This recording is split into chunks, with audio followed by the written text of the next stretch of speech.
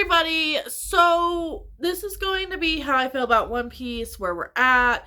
There is going to be spoilers. I did a video just a second ago, gave a spoiler, and did not give a spoiler warning. It's full of spoilers. Because this is just how I feel about where we are at right now. So, where we are at, I am like, Oda needs to get to a point, I feel like. I think the good arcs, are not past him. I think he still has it in him to give us some amazing arcs. If we look at Egghead Island, for example, and the whole Kuma thing, and finally getting his backstory and everything, fantastic. Chef's kiss. That's where Oda shines. But we haven't gotten that for such a long time, I feel like. And the backstories that we've been getting recently are for characters that we're never gonna meet. They're dead. Why do I need emotional attachment to these people? And I'm talking about Fishman Island with Fisher King and all that. And then you have Wano with, I always like to say Kaido. And that was so disappointing.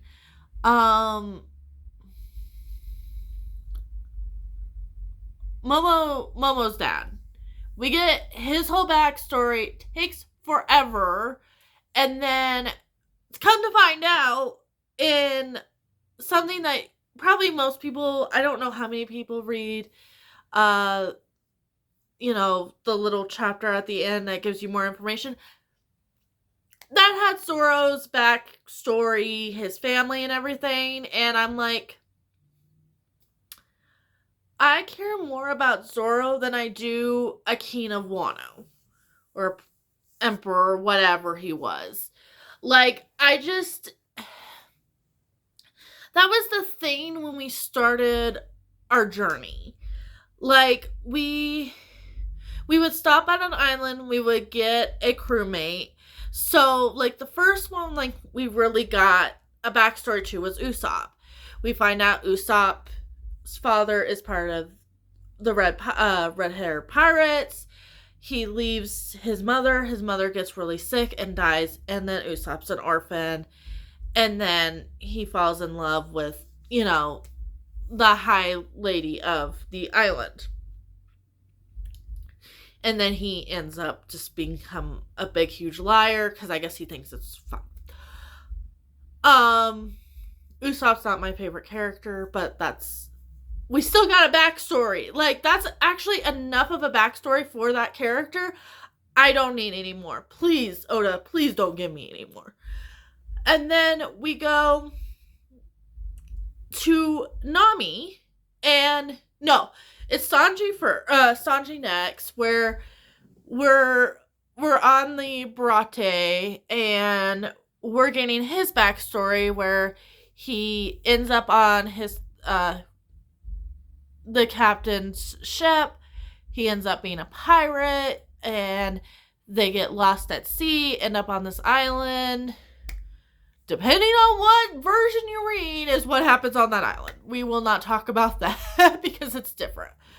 To me, that was enough of a Sanji backstory. I will get to Whole Cake Island in a little bit. I am rushing through the whole thing.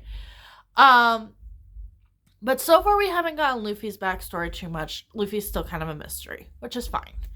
I don't need the main character of a manga to give me all his information. Him just saying he wants to be Pirate King is fine with me. That's fine storytelling. We can move on. I will be seeing this guy grow and stuff throughout the whole story. I don't need your backstory. And we still don't have Zoro's. Minus the whole thing about his friend, which is so controversial depending on if you read the manga or if you saw the anime. I wish the live action just kind of was like, this is what it is, but we're not gonna go there. And then it's like we keep on going, and like, and then we reach, and there's like parts of the East Blue that are a little rocky. And I think I did a video way early on about Nami and stuff, so I did kind of talk about how I feel about the live action. I feel like the live action did a good job of just streamlining everything. Like, this is the East Blue. Like, they got a little weird with Usopp's part of it, but most of what you see in the live action kind of summarizes what happens. And that's what I feel like the live action's probably going to do mostly, is just summarize and be like, here's what you need to know from this section. So I don't think like we're going to get something that's, you know, reliable or anything, but I wouldn't like expect them to do that either. Like, we have the manga, we have the anime. You know, the live action can be a summary for everybody if they don't want to consume like 1,000 episodes or 1,000 chapters. Like, I can totally understand that. I hardly doubt the live action is going to get as far. It could. It could get all the way up to pre-time skip. But we'll see. That would be a lot. And I feel like it gets really, really complicated, especially when you get to Skypiea, which I think they're going to do Skypiea. I wouldn't be too heartbroken if they skip Skypiea in the live action. I think it's really important for anime and manga people that, like, we have, you know, stuff later on that relates to it. The live action could have skipped it. And I wouldn't have been too heartbroken. I think it's going to be a really hard arc to try to translate into live action. Especially with like the clouds and all that stuff, like to get the CGI right where it looks good is gonna be really hard. Alabasta, I mean, we have desert places on this earth that they can use. So I'm not too worried about Alabasta, but when you get into those, and then like I think it gets easier once we get to the post time skip. But like Water 7 was such a masterpiece, and I'm doing like Ennis Lobby and stuff. Like, I'm just saying that's Water 7, because to me it mixes all together in my brain.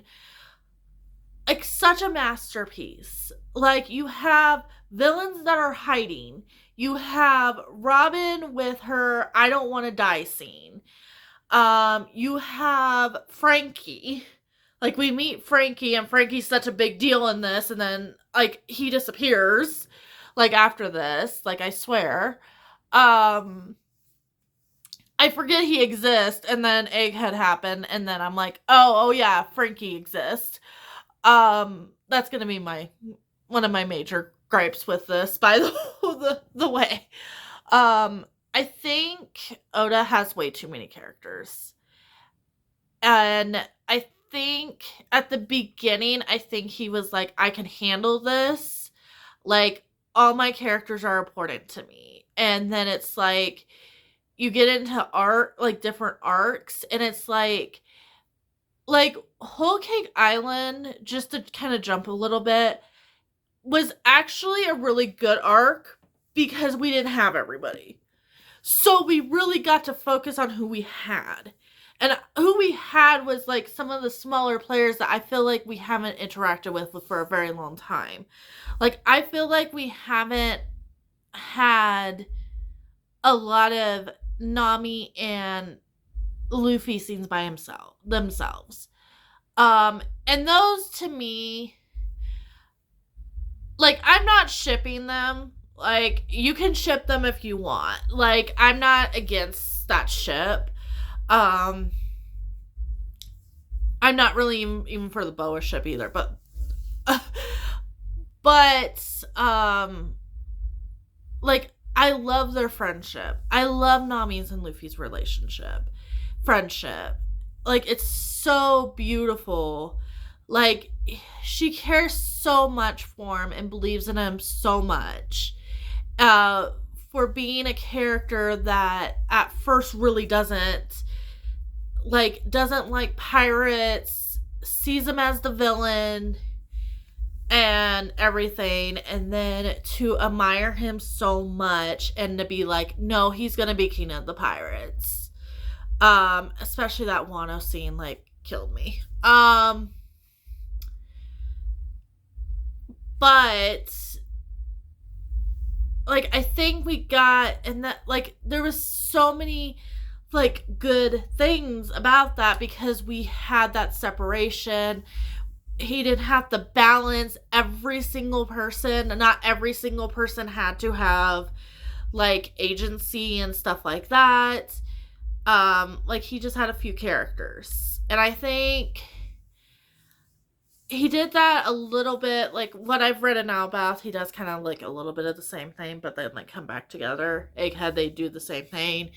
They're like in different groups and then they come back together. But it was just kind of like having a whole arc where they're like separated like that, and like Luffy really has to rely on like his weaker links because he doesn't have Zoro and Sanji's like being Mopey Boy.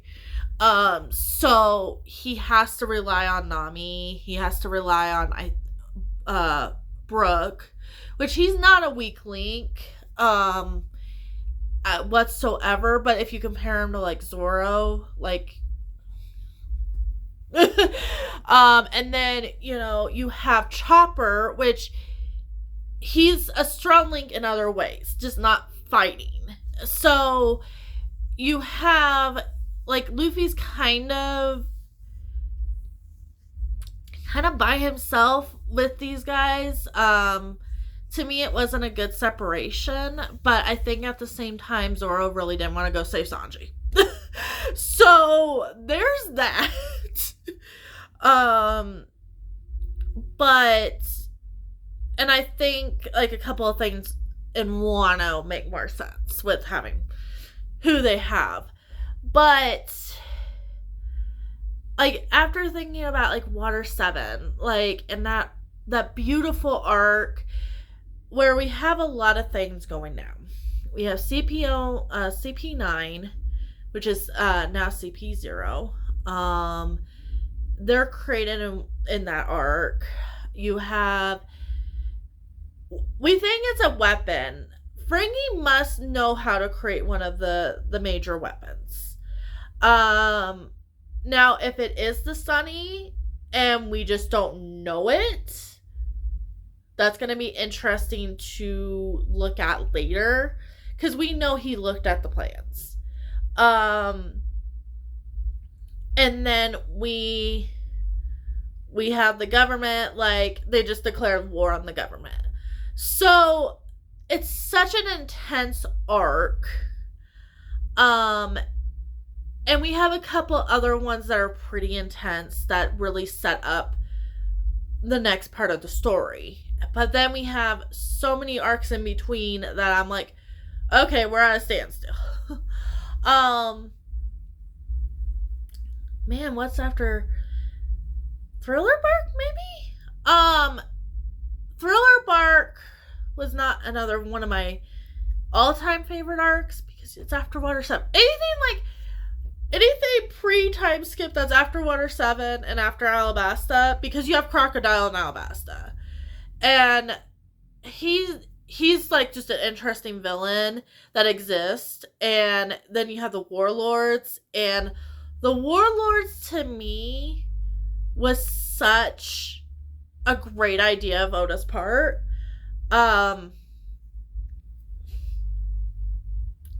It's kind of a waste to make Law a warlord, kind of in my opinion, because then he just got rid of him.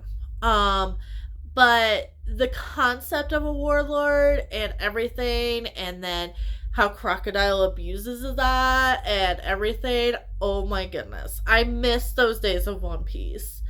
So much. Like I will go back to those days of the warlords. Like I have not been impressed too much with the Emperors of the Sea. Minus Luffy, of course. Like, Luffy's the main character. If he's part of, like, anything, like, obviously.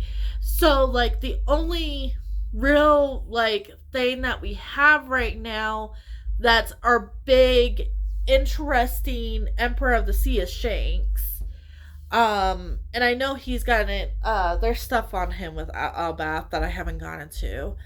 But so no spoilers, please.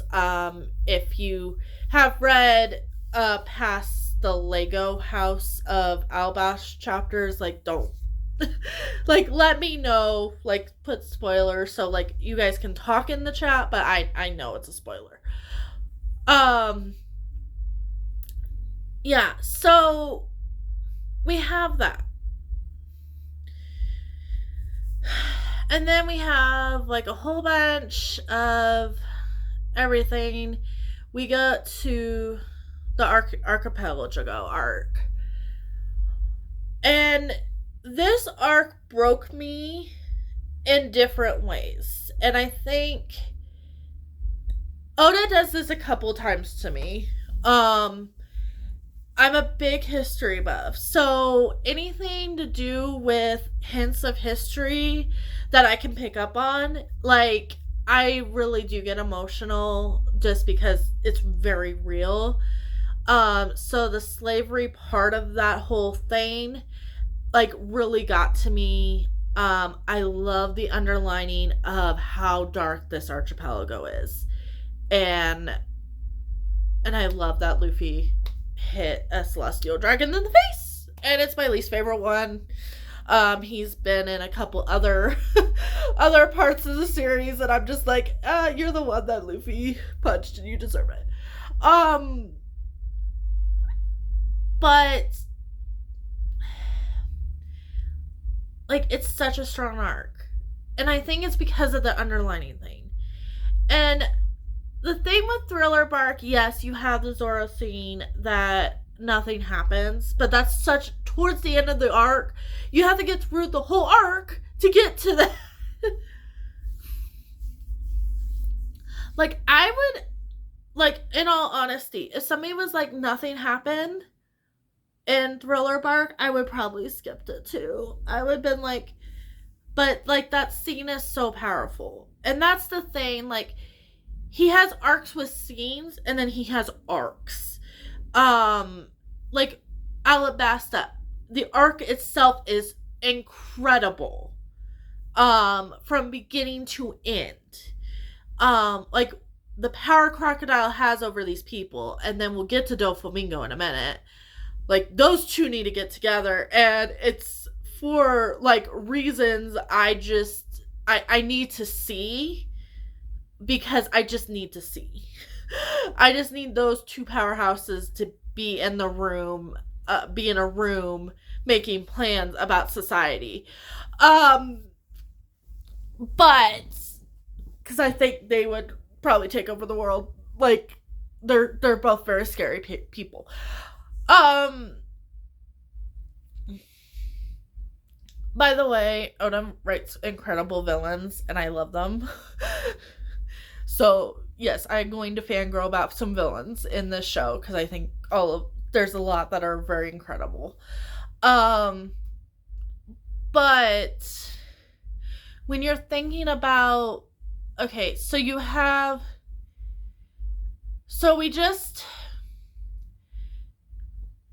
have all of this.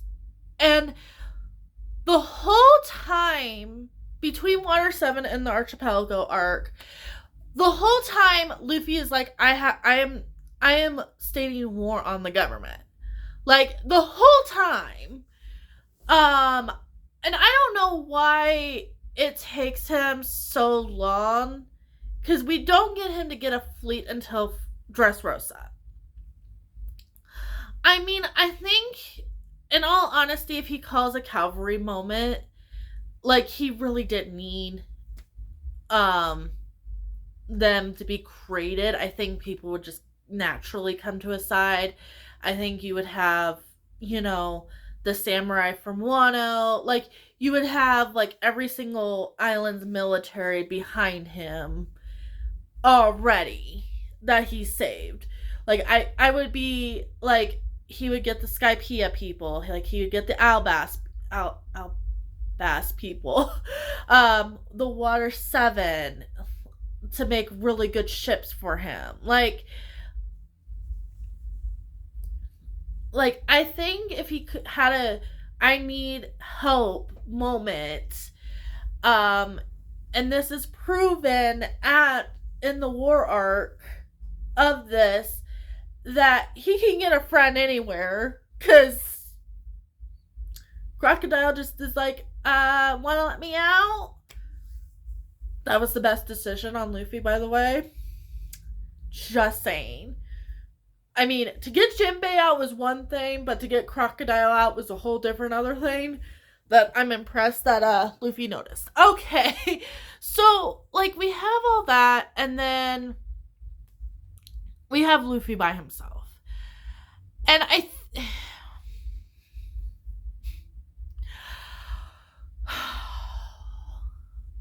this was a hit or miss. I did not like Impel Down. I do not like Impel Down. We got some good characters. Like, we have Bon Clay. We have the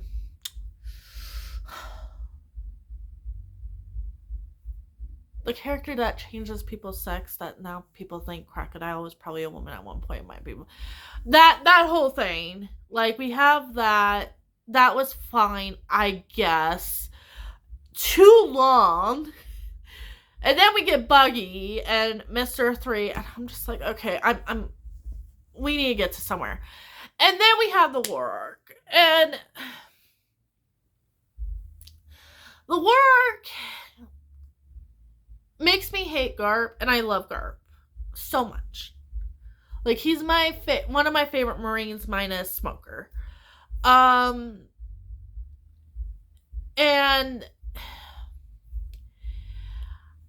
Garp not defending Ace when he knows they're in the wrong was wrong.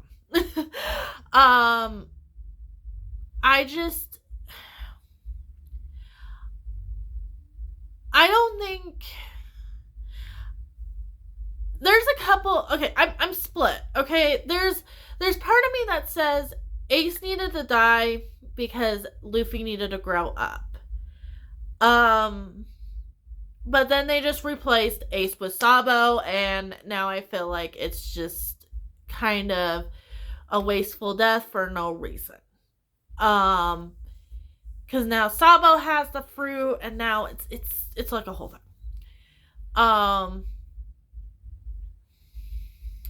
Whitebeard was going to probably die of old age or something. Like, we were going to lose Whitebeard eventually.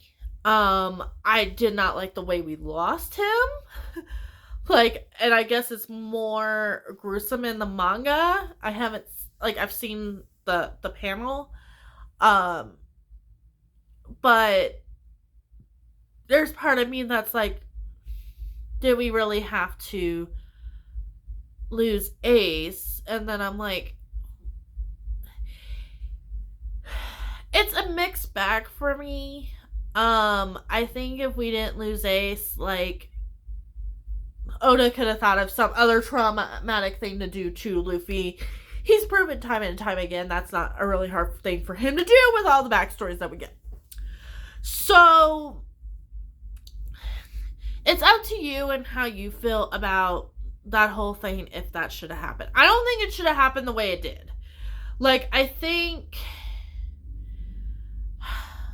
part of me, like I definitely wanted the scene where Ace says, thank you so much for being my brother. Thank you so much for loving me, because that was a whole thing for Ace. But I'm like, But for him to die like that in front of Luffy, like, I would have been as traumatized as Luffy was. Like, that was pretty horrific.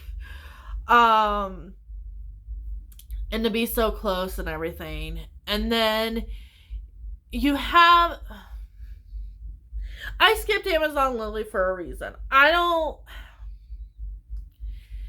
There's going to be people that ship Boa and Luffy, and there's going to be people that are like me that's like, please don't. And it's not an age gap thing, because we'll get into stuff in a minute who I would ship with whom. But I don't think Luffy should end up with anybody. I don't think that's the point of the show. I don't think that's even the point of the story.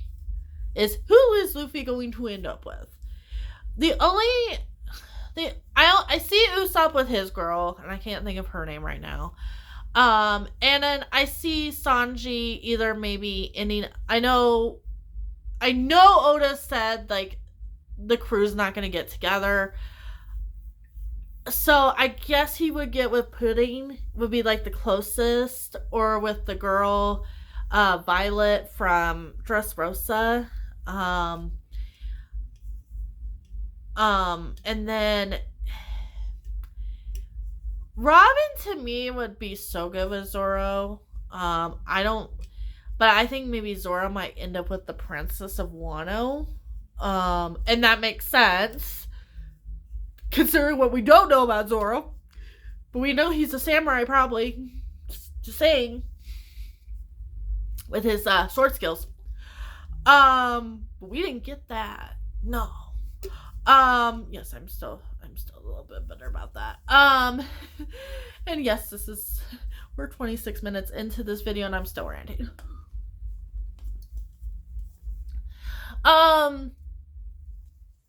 So when it comes to that, like, I just don't see him.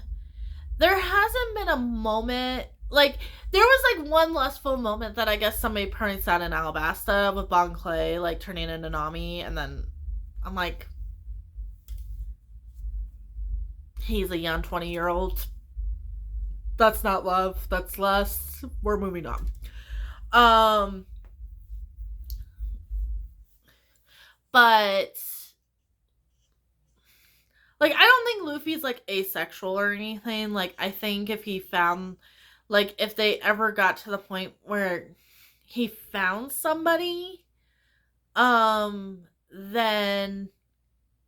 that would be something, but I just don't think he's gonna, I don't think that's, like, the storyline. But, yeah. And then we go to post-time skip, and we start in Fishman Island, which... If you're watching the show, is a pretty hyped arc, because we're mentioning it a lot. So when we finally get there, I'm pretty hyped, and it was way too long. The villains were not interesting, based off of just finishing this war arc, and the 2-year thing that we don't need to talk about that. The training stuff, it's like, watch it, but I'm not going to talk about it here.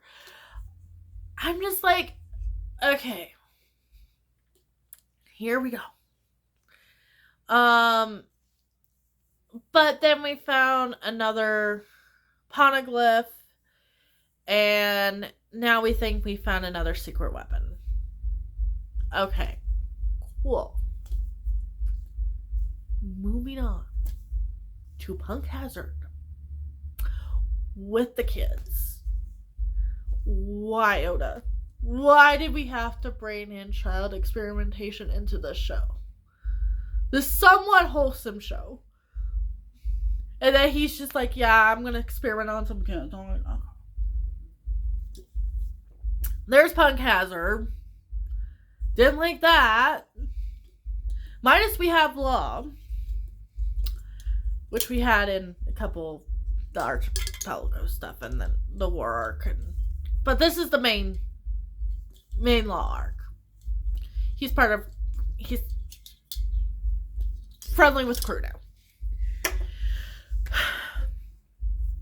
Then we finally get to Dressrosa, which to me is the next best arc and the first good arc of the post-time skip.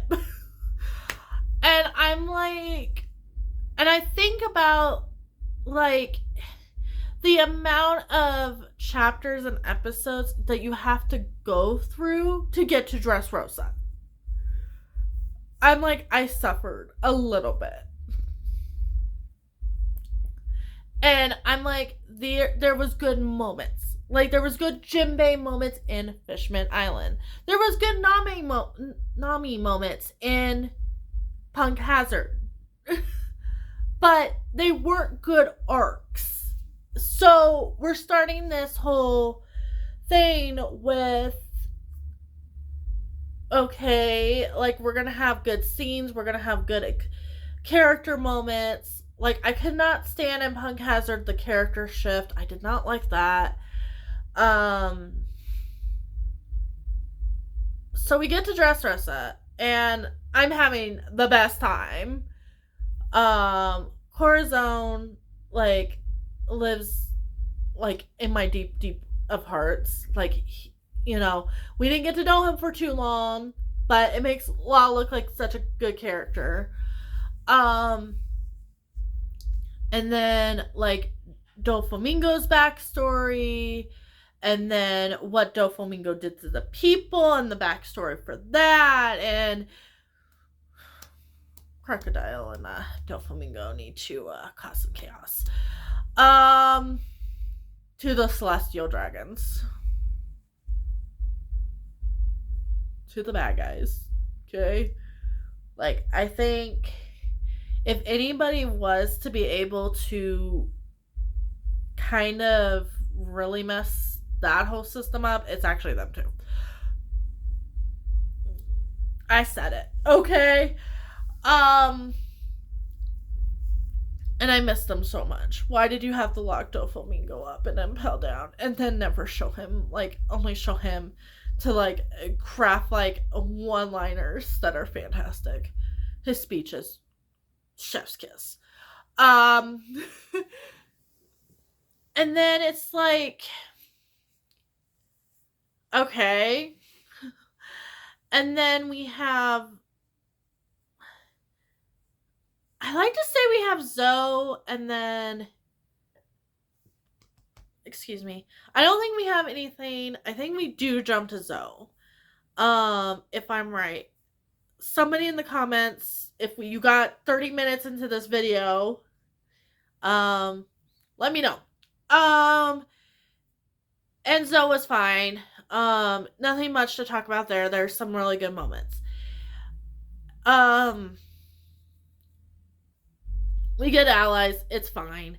They separate. We have Whole Cake Island. Whole Cake Island. What really made me mad was, and now, like, looking at it as a whole. Like, obviously, when you're watching Whole Cake Island, you do not understand what's going on in Wano.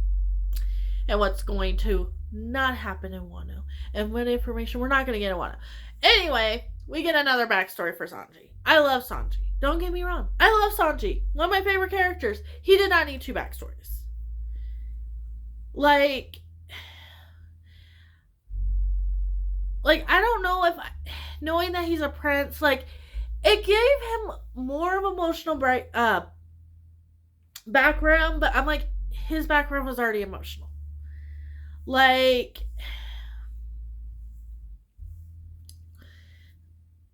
and I know we needed to figure out what Gamma 99 was and all that stuff, but I was like, okay. And I loved the scenes with his mother, like that. Okay. And I understand the whole thing with Luffy. Okay. And then we get to Wano, and then I'm just, at the point of Wano, I did not know if I was going to make it to the next arc, to be honest, because I was just it was going on for way too long. The arc of Wano. Give you some back history. I started dating my boyfriend when Luffy in the subbed anime was in the prison in Wano. It ended like, I think we celebrated our fourth, I think it was like our fourth or fifth anniversary by the time Wano ended. Like, that's how long Wano was. And I'm talking about, I had to catch up, and that was by like watching the whole thing mostly in English because I like the dub better. Sorry guys, if you I'm 35 minutes into this. This is okay. And then getting to the point where it was only subs, so I was reading the manga, and then getting to the point where I was like, I'm just gonna watch it in subbed and forget about it. Yeah. No arc needs to be that long. Oda. That didn't give me what I wanted, which was Zoro's backstory.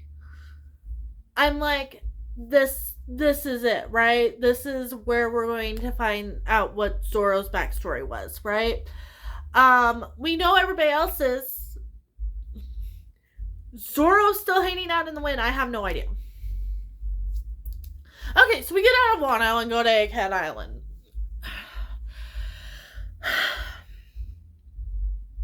We have Bonnie. I love Bonnie. Feel for Bonnie. Feel for Kuma. That is about it. And then we get a whole bunch of history about the outside world, and a whole bunch of stuff on the outside world is more interesting than what's happening in an Egghead. Egghead also did not need to be as long as it was. And that's kind of turning into the problem that I think that we're facing right now with kind of where we're at, is we think the smaller arcs are going to be smaller, and then they end up being like we're still, like, I know like the anime took a 6-month hiatus, so I think if they didn't, we would be in Albath probably in the anime by now. But yeah, we're still on Egghead in the anime. That's fine. We can stay there a little longer. I'm not in a big huge rush for Kuma's backstory on the big screen. And to cry through that. I'm good. I will still watch it, but take your time. Not in a big huge rush. But now that we're in Albath, I'm like, okay, how long is Albath gonna be?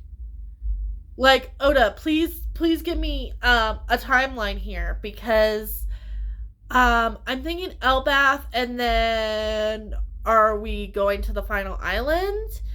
And then how long's that gonna be? And then am I gonna be like 50 when I find out what the One Piece is?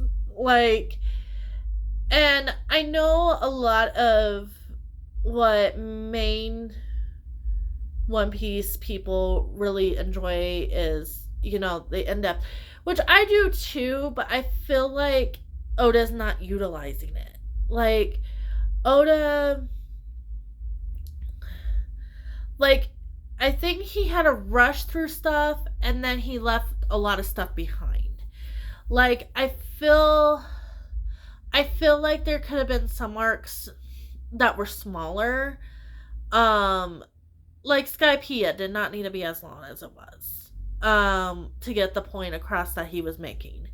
Like, if you look at the overall, like, what we're trying to do in each arc as a whole, like, Skypiea did not need to be as long. Punk Hazard actually wasn't that long. It was just, it felt very long. Now, did we really need Punk Hazard? I guess we needed to pick up Samurai Guy and Momo. And then I felt like the Samurai took a front seat And then I wasn't pleased with that either, because I'm like, I'm kind of here for the Straw Hats. I'm not really here for you. But it's just the whole thing of, I feel like the overall world is coming in, which is great because we're getting like a lot of history, a lot of questions answered, but it's taking a backseat to the Straw Hats, where that's what I'm in. That's what you're selling me, is the Straw Hats. You're not selling me the rest of the world, even though there's really good characters, but like, I'm here for the Straw Hats. So if you're disappointing me with them, like, I'm really scared about what's gonna happen once we get to this final section that we're coming up to, where all their dreams are supposed to come true. And some of them are like really easy. Like, Nami is going, like, I see the final scene for Nami, like, here's the map of the world, and it's like just her laying out the map of the world. Sanji, like, you see the splitting of, you see the all blue, which is probably going to be the splitting of the wall that separates, and then you see all the fish coming up and everything. Usopp could simply, like, it could be on his wanted poster. Frankie, his shit made it. Brooke, Laboon's right there. Like, and we could do that really quickly. Which I'm like afraid with like the time frame that a lot of other things have taken up. Like, and I don't know if I want it rushed. Like, I don't know if I'm like, I might want to take like a few chapters or a few episodes to see to see more of the ending and to see the impact and everything, because I don't want him to write a sequel. Like, I don't want to know what their kids do. Like, I want, when One Piece, like, the last screen says the end, like, I want it to be the end. Like, I don't want, like, two pieces. I don't want anything to do with,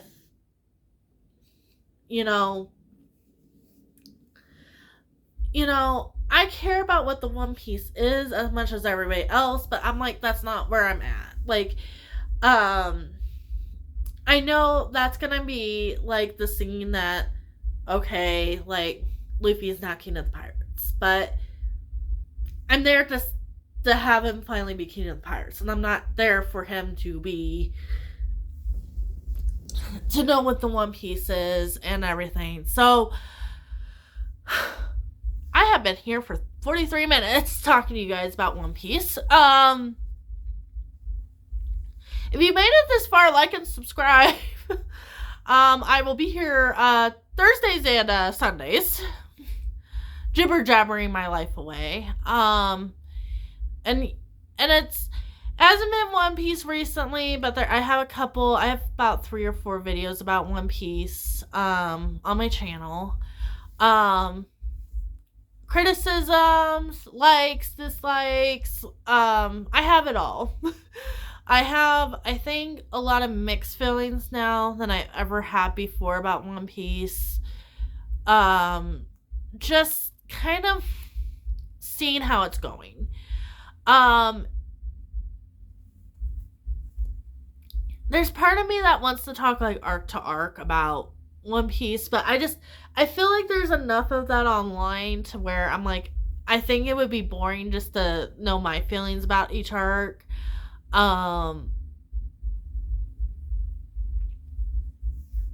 But yeah, that's just where I'm at right now. I am a mixed bag of emotions when it comes to One Piece. Like, I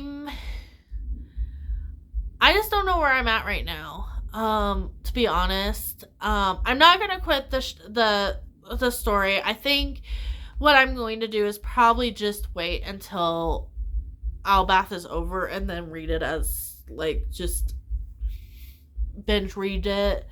Hopefully before it becomes in an anime form. I think we still have 30 days before we come back to the anime for Egghead, and then that's probably how I'm gonna function for the rest of it, is just read it in batches. But anyways, I hope you guys have a lovely time and day, and I will see you in a video coming real soon. I have filmed about 5 or 6 videos today, so there should be enough entertainment for everybody. Bye.